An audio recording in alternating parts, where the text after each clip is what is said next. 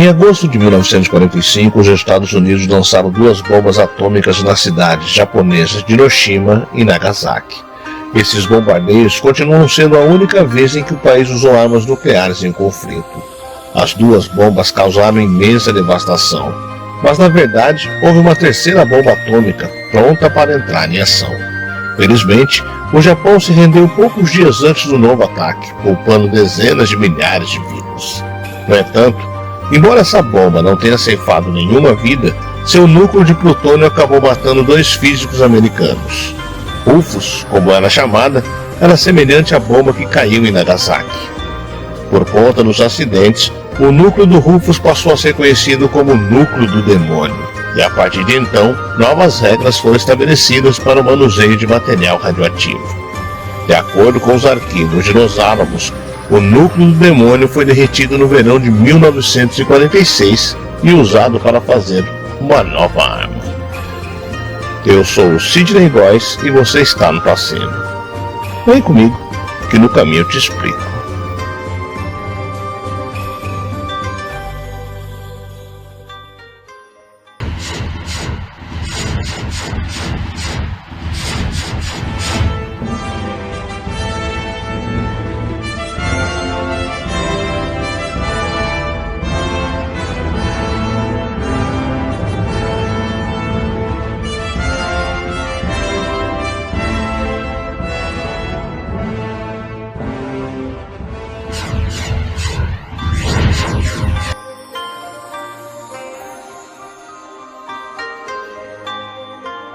Nos primeiros dias de agosto de 1945, ainda não estava claro se 2 bombas atômicas seriam suficientes para fazer o Japão se render.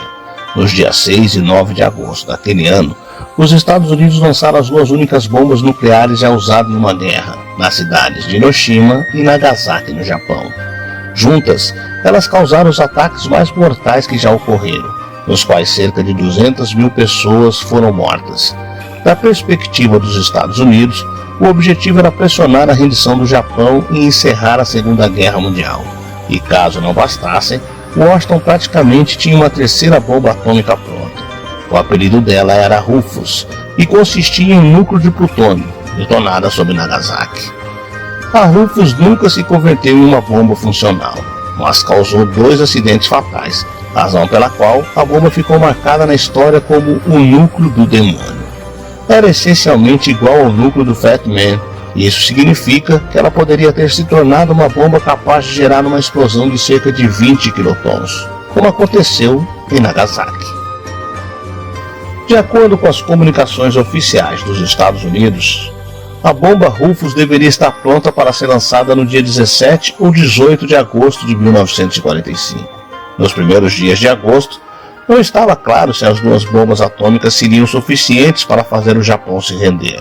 Só depois de sua rendição, no dia 15 de agosto, ficou claro que 2 bombas haviam sido suficientes, se não demais. Portanto, no final, não foi necessário usar a Rufus. O que está documentado é que a partir do dia 21 de agosto, pesquisadores do laboratório de Los Alamos, no Novo México, onde as bombas atômicas foram desenvolvidas, começaram a usar esse núcleo de plutônio para experimentos extremamente perigosos. Em 1945, os únicos núcleos de plutônio já feitos foram Rufus, Fat Man e o da bomba Gadget, que foi usada no teste Trinity, o primeiro da explosão nuclear conduzido pelos Estados Unidos. Em Los Alamos, os pesquisadores queriam descobrir qual era o ponto limite no qual o plutônio se tornava supercrítico. Isto é, eles queriam saber qual era o ponto em que uma reação em cadeia do plutônio desencadeava uma explosão mortal de radiação. A ideia era encontrar maneiras mais eficientes de fazer o núcleo chegar ao estado supercrítico e otimizar a carga da bomba. Manipular o núcleo de plutônio é uma manobra extremamente delicada. É por isso que os pesquisadores se referiram a esses exercícios como fazer cócegas na cauda de um dragão. Eles sabiam que se tivesse o azar de acordar a besta furiosa, acabariam queimados. Quem participou desses experimentos tinha consciência do risco, mas o fez porque era uma forma de obter dados valiosos. A primeira vítima do Rufus foi o físico americano Erwin Daghlian, na época com 24 anos.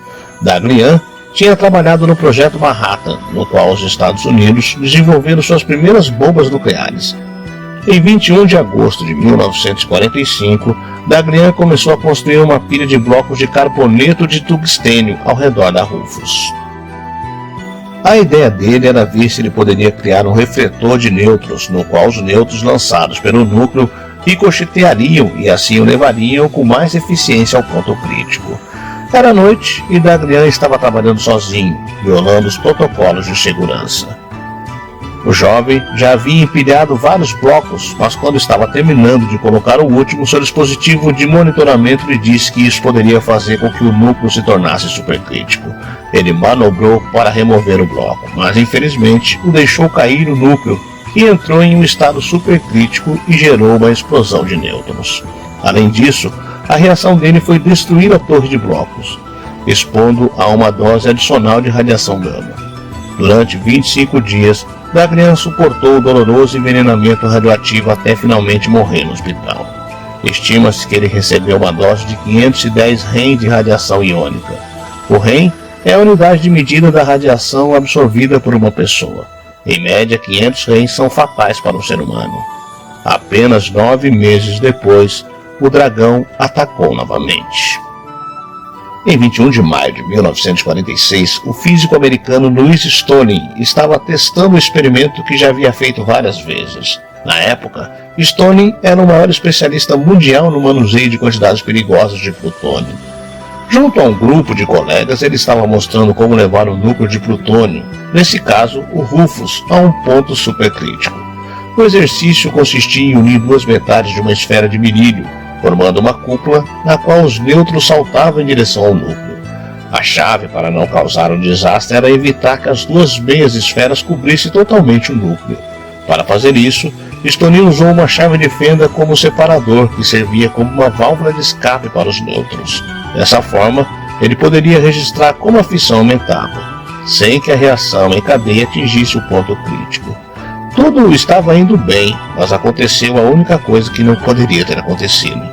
A chave de fenda de Stoney escorregou e a cúpula se fechou completamente. Foi apenas um instante, mas o suficiente para o núcleo atingir o ponto crítico e liberar uma corrente de nêutrons que produziu um intenso brilho azul. O flash azul foi claramente visível em toda a sala, embora ela fosse bem iluminada. O flash não durou mais do que alguns décimos de segundos. Stoney reagiu rapidamente e descobriu a cúpula, mas era tarde demais. Ele havia recebido uma dose letal de radiação. 9 meses antes, ele mesmo havia acompanhado seu colega Daglian durante seus últimos dias de vida. Estava claro para ele que um destino semelhante o aguardava. Bem, isso é tudo. Foram as primeiras palavras que ele disse, completamente resignado, depois que sua chave de fenda escorregou. As estimativas indicam que Stoney recebeu 2.100 Rem de nêutrons, raio gama e raio-x no corpo dele. A agonia dele durou 9 dias. Durante esse período ele sofreu náuseas, dores abdominais, perda de peso e confusão mental. Ele morreu aos 35 anos, no mesmo quarto do hospital onde seu colega Daglian tinha morrido. Ironicamente, Stoney estava fazendo o procedimento para que seus colegas aprendessem a técnica caso ele não estivesse presente. Os acidentes de Daglian e Stoney serviram para fortalecer as medidas de segurança e procedimento envolvendo material radioativo. A partir de então, esses tipos de exercícios passaram a ser manobrados remotamente a uma distância de cerca de 200 metros entre as pessoas e o material radioativo. Essas mortes ajudaram a criar uma nova era de medidas de saúde e segurança. De acordo com os arquivos de Los Alamos, o núcleo do demônio foi derretido no verão de 1946 e usado para fazer uma nova arma. Há quem diga que, na verdade, o núcleo do demônio não era demoníaco. Se há uma presença do mal aqui, não é o núcleo, mas o fato de que os humanos correram para fabricar essas armas terríveis.